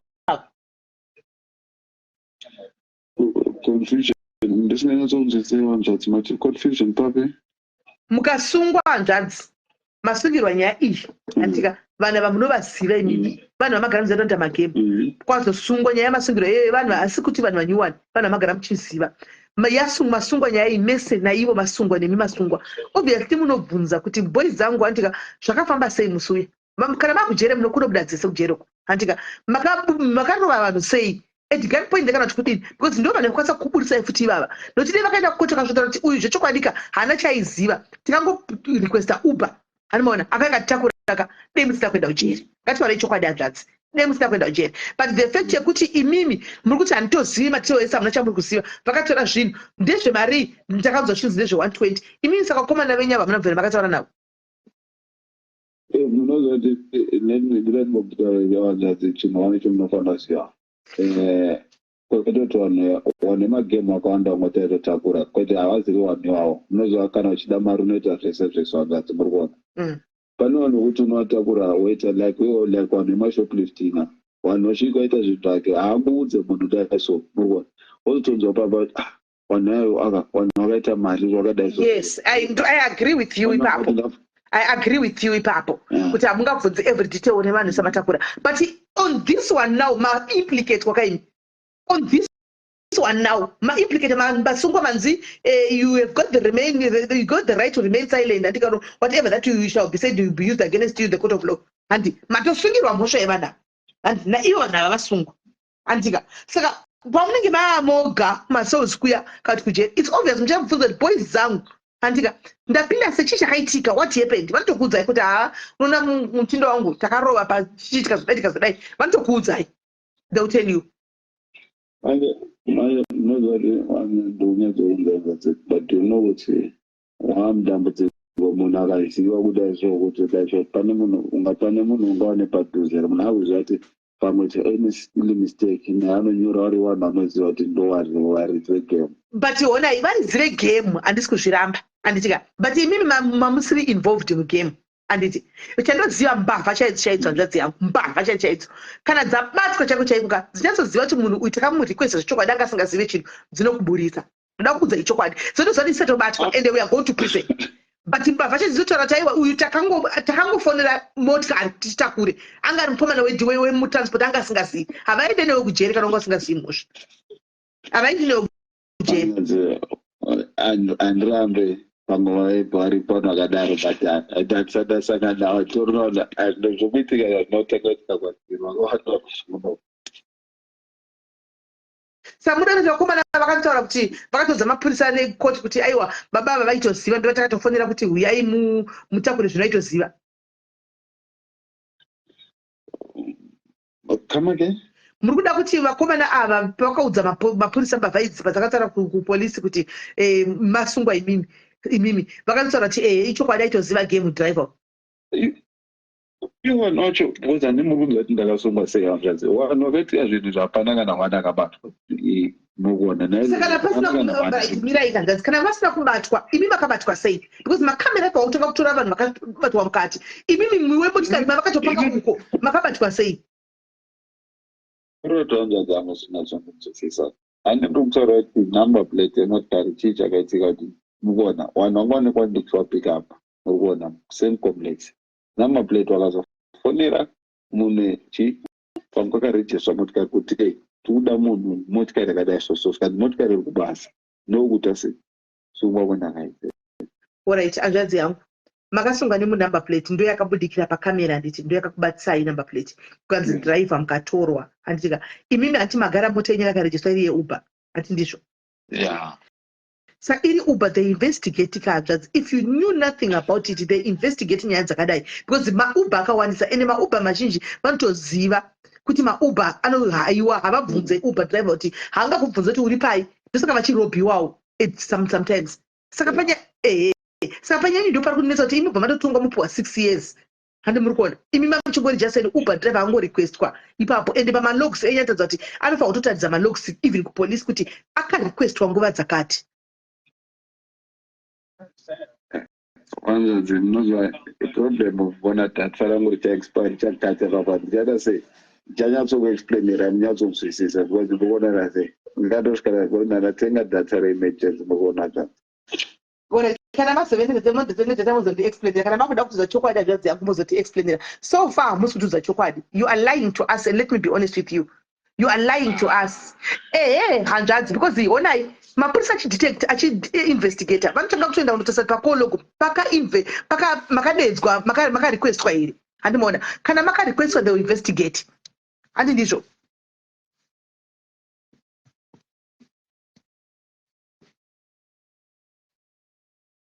Hello. Hello.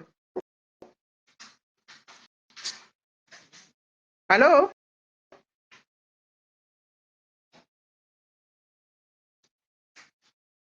Hello. Guys, atinga tatonzwa kuti nyaya iyi kai vari kutonyepa.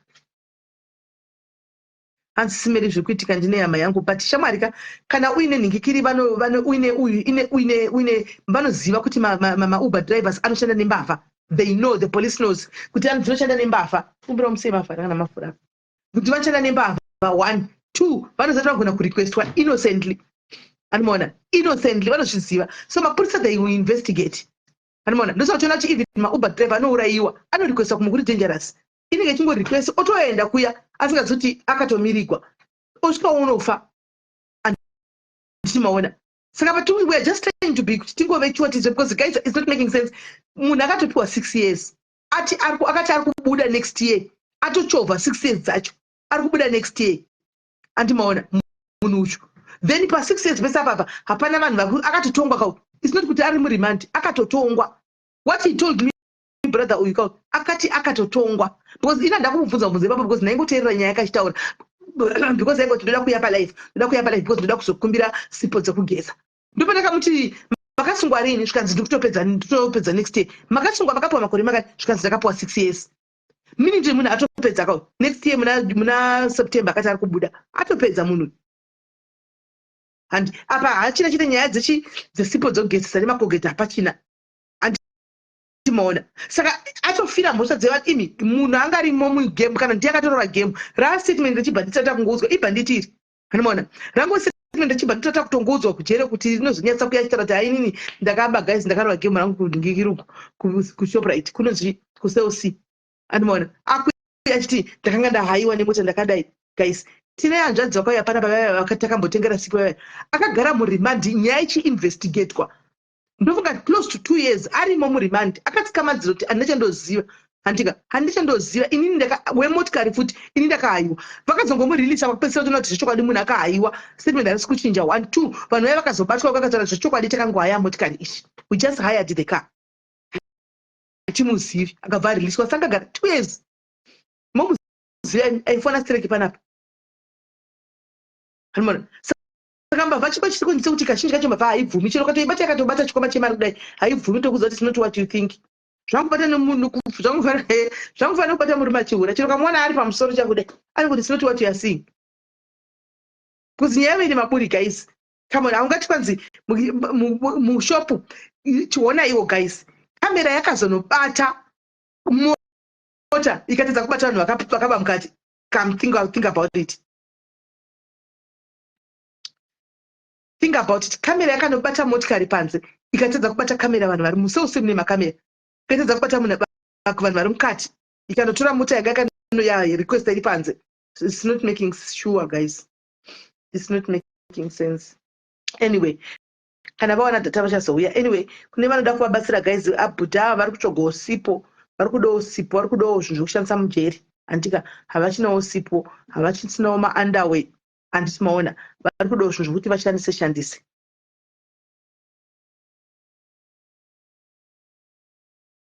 mapurisa haambopengi guys anopenga hawo but hazonyanyi kupenga anopenga mapurisa but hazonyanyi kupenga.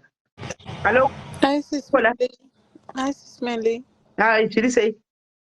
Ndiri bhonda chimunofanira kutoita behind bars chaiyo nekuti mainvestigatera maita nyaya in 5 minutes aiwa maita zvakaoma. Kana mazvona anga kutoda kutsama kuti mukundibvunza mubvunzo mazvona ndakauya kugumbuka. Jaja too quickly Sis Melly dai mambomupa chance pamwe zvinoitika zveshuwa we never know. But ndina kujaja I was asking questions. I know but You know, there are hard questions that some people But cannot answer. In Ango, I this is loved the your thing. line of Come on. questioning. Amusirimi bakupopota nyaya. Amusirimi kupengera nyaya parudzi so. Amusirimi. Munhu mutema haafadzike sisimeli mufanira Ndongo kuzviziva. You can yapano never please patora us. nyaya yavo aiwa takainzwa chokwadi ngatitokondubhitai mari Tomupai tivatengere mari then mangwana kuzobuda tivape nyaya imo maoko. chidzinhema makajutiwa motanga kuya mochisisimira nenyaya dzisina kuvherifayiwa hamusirimi here mukuzoya muchidaro Tisu vanhu vacho so hamungambozvigone. I'm just doing zvandinongoita I'm just doing due diligence I know, and I love you so much. Thank you so much. Bye-bye. I'm just doing due diligence. Thank you, Kola.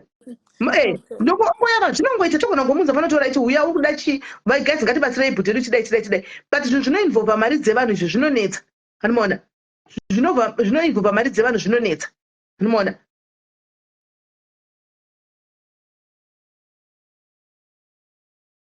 zvinhu zvinonetsa zvenhingikiri zvemari dzevanhu idzi zvinonetsa zvemari dzevanhu opuwa mangwana pazouya munhu anati munhu wamakapa mari yaya padhairis ndinomuziva hanzi wasi no inani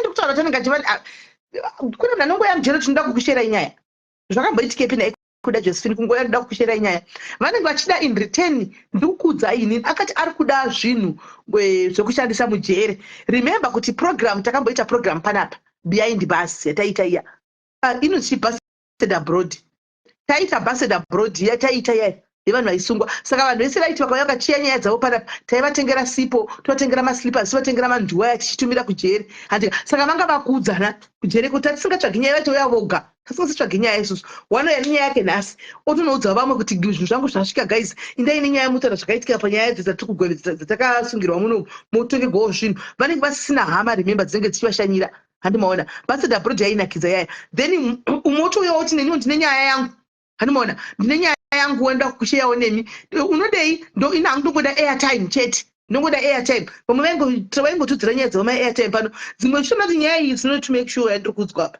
is not to make sure dzimwe tichiudzwa nhema panapa pachikwata chavo mweya nekusero tisimeli uyu manyepegwa zvisiri izvo handimaona hazvisiri izvo vaitotiudzana pache zvako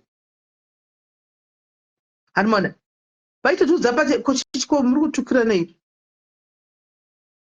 vaitotukana futi vaitoitana makuhwa pache zvavo umwe nekusero kuti simendi mukuna munhu ataura anyepa musamupe mafuta kubasa dabhurodi here yainakidza sho iya problem ndiye andikutaura kuti munhu akatanga nayo akatanga kuuya panapa nayo ndiye mukomana ndikutaura kuti akagara 2 years ari murimandi atakura netransport saizvozvizvi tuye kuchitsvagwa vanhu 2 years akazobuda ndiye aitirongera vanhu ava akazobuda because vanhu vaiva vakazowanikwa akazowanikwa zvichokwadi kuti anga asina anga ari transport anga haiwa zvishuwa akabva angozobuda anomaona akatofonera atove pasheni ndakazobuda sisimedi vanhu vaiva vakazowanikwa akazobatwa chichichi vakazotaura uchokwadi kuti aiwa I was not part and parcel of it kabva ndabuda saka vanenge vachiita something nditeni iye ari toda yatova ndari kukorera dhata munhu yakawandibatanisa radhei nesuro ndopana ndakati nondibatanisa radhei anomaona saka panonetsa guys panonetsa nyaya dzinonetsa dzemari idzi mangwana munodzoka moti sisimeli tavandidzidzisa mari dzedu inini let me do my due diligence guys kana maona kuti mimi I'm coming to hashika mumbobva muzodzoka kana tapedza tichanetsana ka asi pakupedzisira tichawirirana ndozongomuza kuti aiwa sha ndikuzvitira kuti mari dzevanhu hadzisi dzangu kuita mangwana halo kola sisimeli Ruth ashaika ngatimbochemai Ruth ashaika kwaina ndichekutera nyaya iyo kwandi pana pakwaenda tukwa nchinzi ndikunyepa iyi Ruth ashaika izvezvi sisimeli ina handichausisi ngatimbomirei hama dzitaure kana dzazotaura tozotangira ipapo ndabva kutukwa izvozvi daitinawo apa inditore hama yake ini inditore hama yake womuri hama ndi kuti tione fesi hama timburidzireiwo fesi asikana sisimeli aiwa timburidzirei fesi asikana tahwana kuitiswa nemaghosti aiyani zviri kubva kuinda tinomirira hama guys tinomirira hama tongozwa kana dziri zvobuda ndatotara ngati maghosti mazvoonaka right saka kandi munoziva regai tidzose nhingikiri regai tidzose busted abroad regai tidzose busted abroad regai tidzose busted abroad tiwane busted abroad ikauya busted abroad toyasonzwa nyaya manje vanhu vachona vavesendegirana vazhinji vacho vakabuda vaya vakabuda vazhinji vacho vakabuda anomaona dei vanga varimo mumajero ngenoita kuvabata kuti tikwanise kuti vaunze dzimwe nyaya. Animona vaunze dzimwe nyaya. Anzi ambassador abroad UK version. Takamboita yeUK. Tine munhu akauya akatosheya ambassador abroad yake kuno kuUK. Tina kuda came and shared his story panapa. Ekugara kwakaita kuprison kuno kuUK. Kuda she came and she shared with us maningikiri magariro akaita kuprison kuno kusungwa kwakaita kagara kunoku. Unoona. So tinayo. Saka ambassador abroad inongoitika kwese tichatsvaga nevanenge vari kuESEC kuko nevari munhu muningikiri mumaUK vakambosungwa vakabuda tinzoti zvavo zvakafamba sei. But UK manje inenge itori willingly because hauvape sipo vanongopiwa zvese kukujeri. Saka South Africa vanotowila kutengesa nyaya dzavo because vanenge vachida kupiwa sipo, towel, maslippers, mapanties nezvimwe zvakangodaro daro. Unoona. Nezvimwe zvakangodaro daro. So guys, regai ndigoposta mapictures aneso aiwa ndizvozvo chaizvo nonhesa ndoona tiri pano palive mwando atouya neguwa rekuti makutotukwa. Next time Michelle, don't tell me zviri kuitika mastreet, my sister. You don't come and write kuti mukutukwa kwakati. You don't do that, my sister.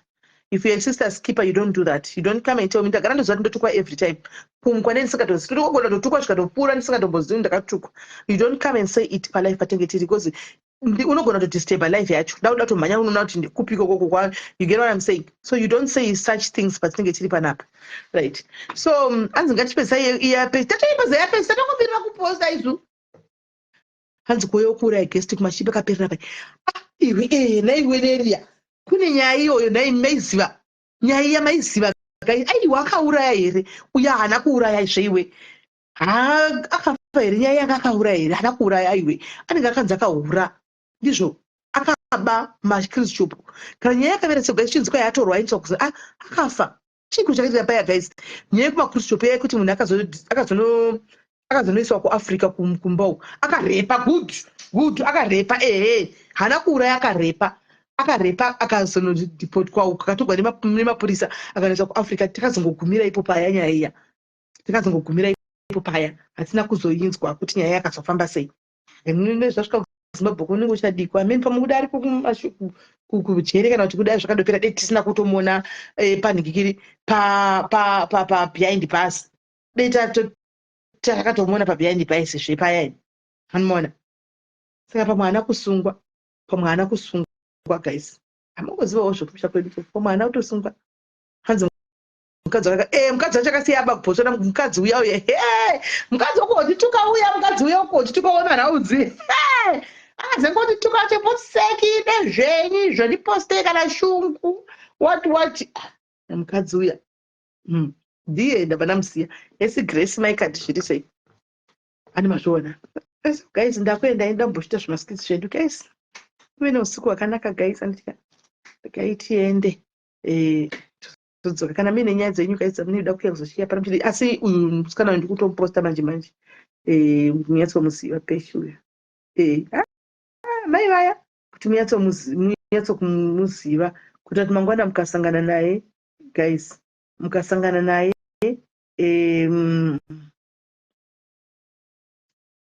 naye mangwana mubve mangozoti ndiwe uya musanzi tipei vana chibati mwana anoenda.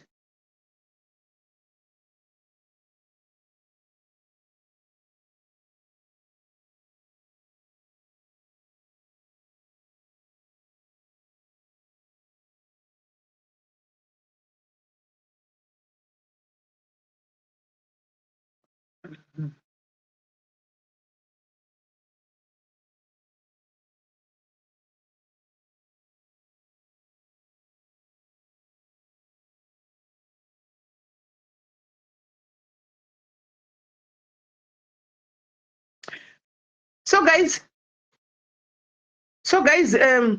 confessions Sundays smell itakaremera. Do you want me to go to confessions right now? We can do it now. Do you want me to go to confessions? Andizvo kushandisa timonotambisira nguva guys. Ndoita sokuti ndapedza takuita confessions and then mobva ndongomira panapa muchaningiriri. Hamuchani fonai muri maghost acho. Fonai nemaghost numbers enyu. Fonai.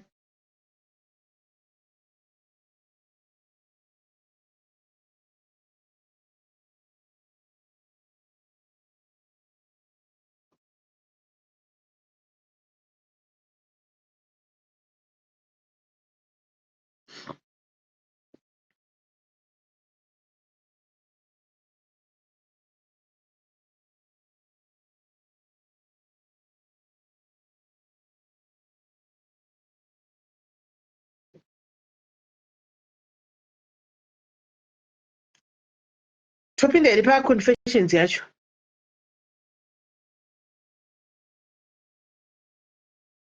Kana tozoedu next week.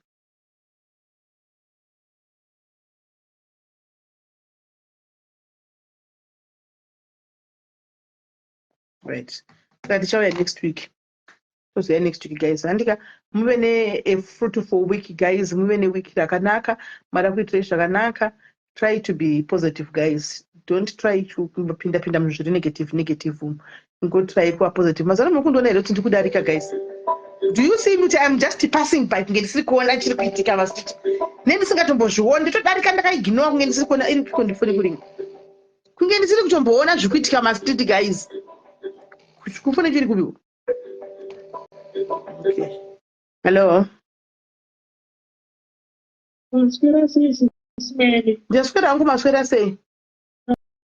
Maswera ndauya pasi paconfession apa secret apa. All right. Ismail ndakaremerwa tinoenda kuinterview yevisa tikukwanisa kuudza vanhu kuti vandinamatire ndoitawo sei. Murikutaura wani izvozvo kuti vanhu vakunamatire saka people will pray for you. Uri kuenda rini? Saka vanogonera kundinamatira hangu ndiri ghost kudai. Vanokunamatirai vanhu vari kuzvinzwa. Hanzi tinokumbirawo kuti mundinamatirewo guys ndikuenda kuinterview yevisa so ari kutsvagawo maprayers enyu. Handitika right pane imwe nyaya guys anoda kuti tingoti 2 minutes guys. Handinobva tenda ndoda kuti mundibatsirewo panyaya. Ndine munin'ina wangu wepano padiaris akandifonera achichema. Regai ndingobvunza randomly nyaya iyi. Munin'ina wangu uyu anoti murume vakauya kuno kune visa nemacos. Murume ndiye akatanga kuuya. Murume auya mukadzi akauya ari dependent. Handiti auya ari dependent. Murume ane mwana wake ane 27 years. Handiti wakaita before arora mukadzi uyu. Ndobva vazorana nemukadzi uyu. Iye nemukadzi uyu izvozvo vachangororana vanenge vari kuzvi 2 years vasati vave nemwana. So now ari kuti iye ari kunzitigwa dare nefamily achinzi mwana uyu ane 27 years uyu akutowo munhu anotoshandira ariko kuSouth Africa achiita tuntu twake kuSouth Africa uko. Saka family dziri kumisa dare gadza dare rekuti ufa kuchengeta mwana uyu ane 27 years uyu. Iye ari kutochema kuti zvinhu zvacho hazisi kukwana because zvinhu zvacho hazvina kumirawo mushe. Pane zvinhu zvazondiudza handizokwanisa kuti tichatoti nemo kuitira kumuprotectawo. Unomaona. So pane chikwereti chakatowanawo chiripo chari kuzama kupusha. Unomaona kuti chibhadharwe asati auya kuno kumurume pangareka. Saka ari kuti zvinoitawo here kuti ndibhadhare ndinge ndichitumira mari munhu ane 27 years guys. Munhu atove munhu mukuru akadaro handizivi. Hanzi zvinoitawo here kuti nditumire mari kumunhu akadaro zvinhu hazvisi kutokwana kuno kazvisi kunyatsokwana. Handirambe kuti apo neapo panenge ane problem ndokwanisa kutumira. But zvokunzi every month nditumire mari akatogadzwa riri dare. Saka ndandipedza kuti 27 mwana here asikana. Naimi vatinoti vana avava tinogumira paage ipi? Toda kuzivawo guys. Vatinoti vana ava tinogumira paage ipi? Ndamupa advice siri because namuti advice is that 27 munhu mukuru wamwe zera rake vanhu vana 2 kana 3 every month apa munhu anoshanda. Amen.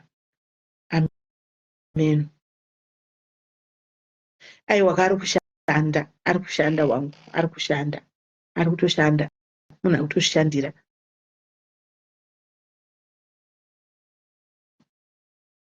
Hanzi 18 and below.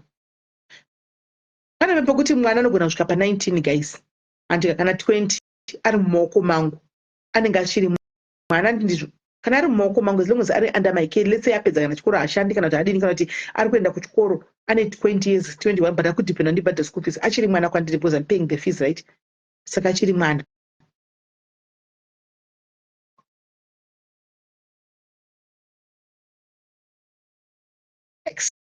Exactly my two. Exactly my sentiments. As long unless achiri mumaoko mangu kuti kubhadhara mafees. Saka pasituation yakafana nayo guys angaita sei? atoti akarohwa nehana achiona baba nokuti pakagadzwa darika akaona baba vachitokuzirira vachienda kusaidhi yehama kuti inini anofanira kuita plan handingambobvunza kuti ndakarisa mwana wangu noda kwemukadzi kwanzi ndomatauriro akaita baba pane kuti baba vamire nemukadzi wavo kana paine ishu zotora kuseri kusaka ivo baba vakakireta chikwereti chihombe chikuzama kupushwa nemukadzi uchu muno tichipere zvoti vakatopanana maresponsibilities but baba vanoburisa mumashu kwakadaro ende ndangomuti no problem iwewe maresponsibilities ava makapanana iwe ita pako ava avo kana vasina kuita ndezvavo kana vakaita vakasara nechenji iyo yavanenge vachiti ndo mari yangu vatumire ivo sezvo vari kupurisa mashu kwakadaro saka handizivi kuti poitwa sei hamakadziri kuti mukadzi iwo chengeti indaonasa kuti mukadzi kutaura kwaita ndanasa kuti nyaya yekuti mukadzi uyu hana mwana nababa ava asati ave nemwana handi murememba kuti marriage yavo ichiri early it's only 2 years apa saka hapasati pave nemwana saka ndozvandaona kuti ende baba vamunhu mukuru vatove close to 50 years uko hamona saka ndatoona kuti itoriwe hama dziwe dzototi inhema uri kutora mari uchiisa kuhama dzako uri kudla mari yani yehama yedu moziva hama uchiisa kuhama dzako isusu kuno kusaka ita izvozvo ndozvandafila kuti amen ndozvandafila langa murume ndiye ati handikwanisi hamene zvaari kuita ashosvita nehama dzake kuti inini handingaregi kuchengeta mwana wangu noda kwemukadzi ari kushanda disadvantage yekurogwa navanhu vanenge vakamboita vakadzi vamwe nogara uri pataiti 27 dare kwai ndakatosamoniwa dare kusamona muno muuk kuvingwa kugariswa pasi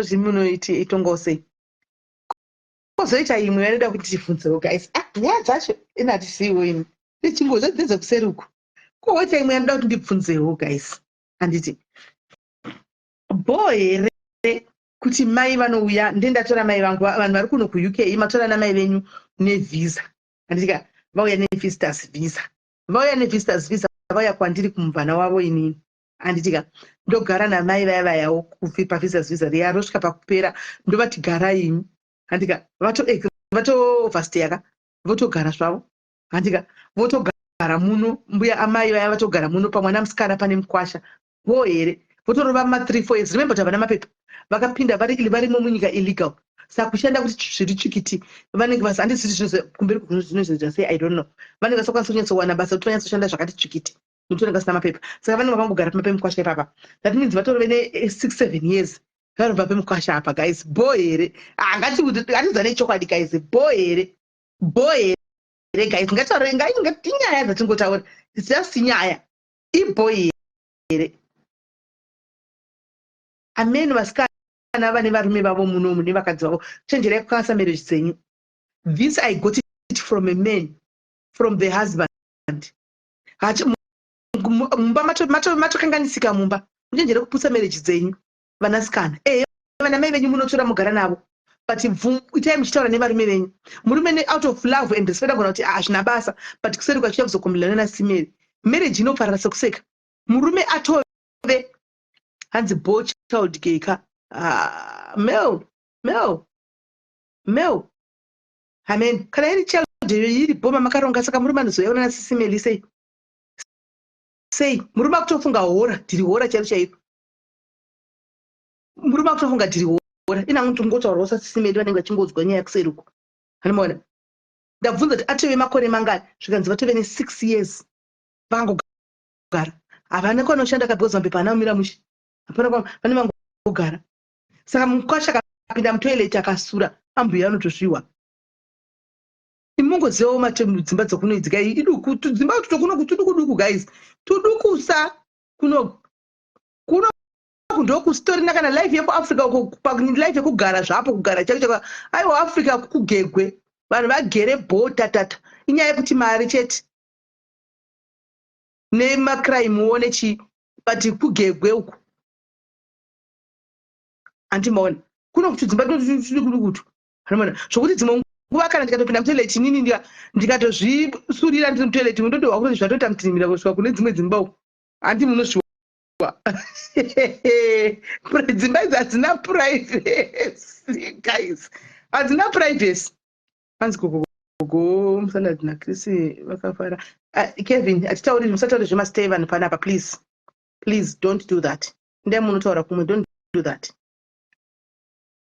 Ati muri kuona Africa yo Africa ndinenge ndine secret yangu yakaoma chino ndikaita zvandoita ndiri uko hakuna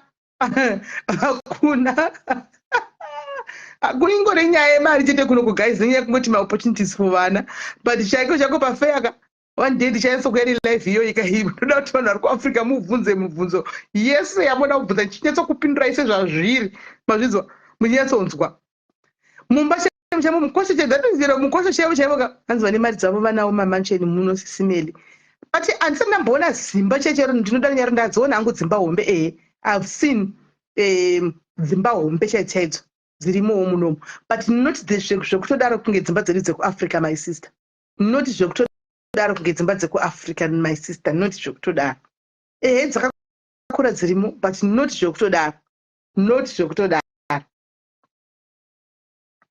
saka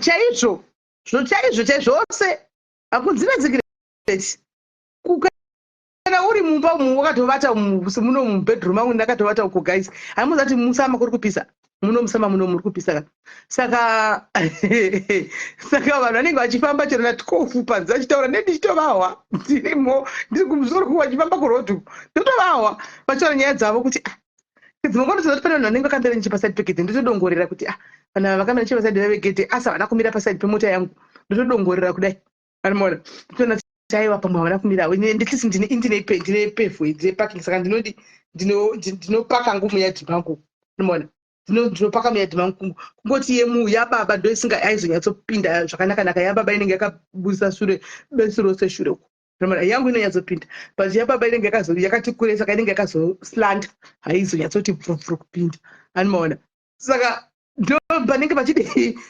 secret rotovahwa uri kumusoro kuti vanhu vari kutaura pashapo otodongorera kuti ko zviri kufamba sei pamwe ndomukaka ototi kwaedza unodaiona tasati mudadzi i1 vari kuzvitaurira nyaya dzavo vakazvinoita padzekuri kupisa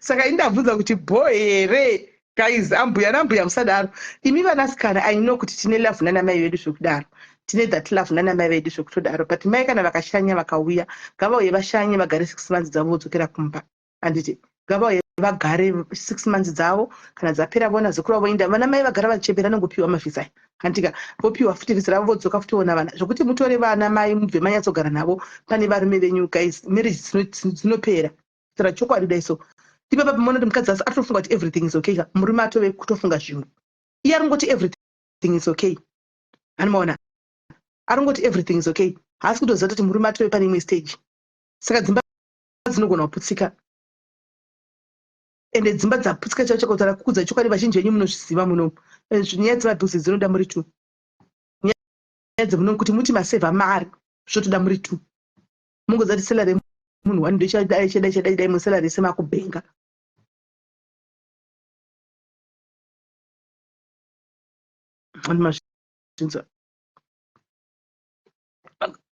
havana mapepa kamai mishoko handizi kuti zvinenge zvoita sei panzi 6 vachaindepi but ndizvatingotaura nongotaurirawo kune vamwewo vanozofunga idzodzo dzokuzviita kuti imba inoparara unozosara namai vako muri tumba muri mabuda mumba muyamiya mai apa vashandi vafunga kuti vachengete uri waniwe zvinozongokuomera still